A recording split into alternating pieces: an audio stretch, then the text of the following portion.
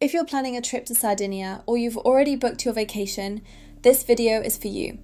We're covering the 10 most common mistakes tourists make when visiting this Mediterranean island, and more importantly, how to avoid them. These are practical tips that will save you time, money, and frustration, helping you make the most of your Sardinian adventure. Let's dive in. Underestimating how big Sardinia actually is. This is the second largest island in the Mediterranean. Driving from north to south takes nearly 5 hours, and that's without stops. The winding interior roads add even more time to your journey. Many visitors try to see everything in a few days and end up spending most of their vacation in a car, stressed and exhausted. Instead, pick 1 or 2 regions and explore them properly. You'll have a far better experience diving deep into a specific area rather than racing across the entire island. This connects directly to mistake number 2.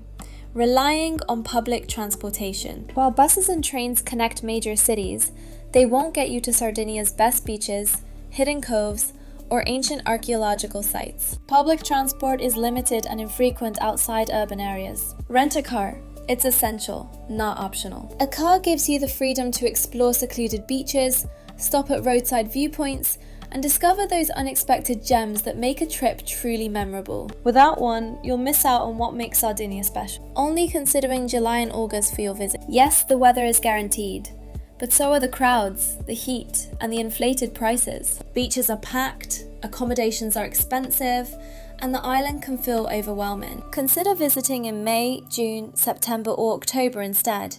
The weather is still excellent, the sea is warm enough for swimming, and you'll find fewer tourists, lower prices, and a more relaxed atmosphere. You'll also get a more authentic experience of local life when the island isn't in full tourist mode. The Costa Smeralda is famous for a reason. It's stunning.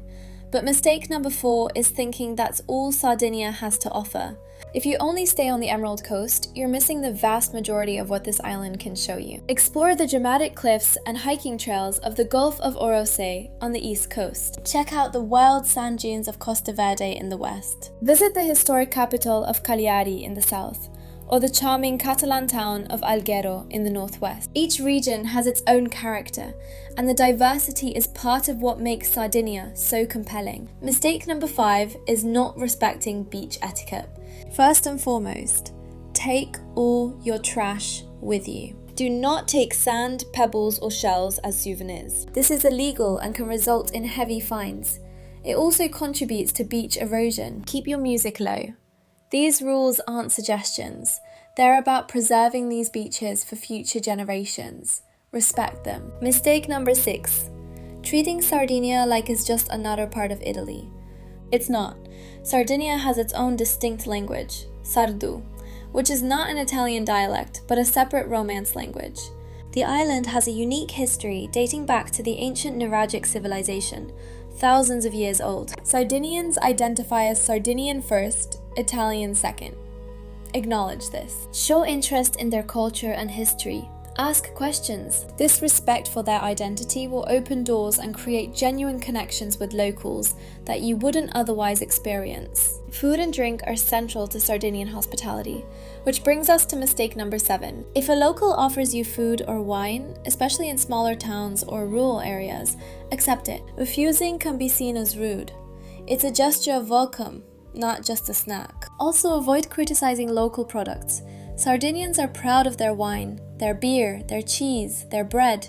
If you don't like something, keep it to yourself. A compliment, on the other hand, will be warmly received and appreciated. In tourist hotspots, you'll find English speakers. But mistake number 8 is assuming this applies everywhere. In smaller villages and rural areas, people speak Italian and Sardu. English is limited or non-existent. Learn a few basic Italian phrases before you go.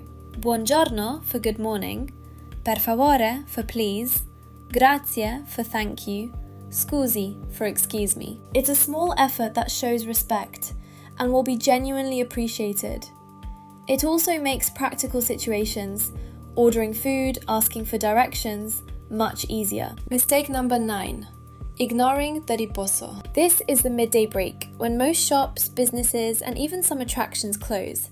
typically from 1 p.m. to 4 or 5 p.m. This is especially true outside major tourist areas. Plan around it. Do your shopping and sightseeing in the morning or late afternoon. Use the midday hours for a long lunch, a beach visit, or a rest. Fighting against the riposo will only frustrate you. Embrace it, and you'll find yourself naturally syncing with the slower, more relaxed pace of island life. Finally, mistake number 10. Being unprepared for Sardinia's terrain and accessibility. Some of the island's most beautiful beaches, like Cala Golorice, require a significant hike or a boat to reach. They're not accessible by car. Research your destinations ahead of time. Know what's required to get there. Bring proper footwear if you're planning hikes. Also, remember that the scenic, winding roads mean travel times are longer than GPS might suggest. Build in extra time for your journeys, and don't overschedule your days. The landscape is part of the adventure.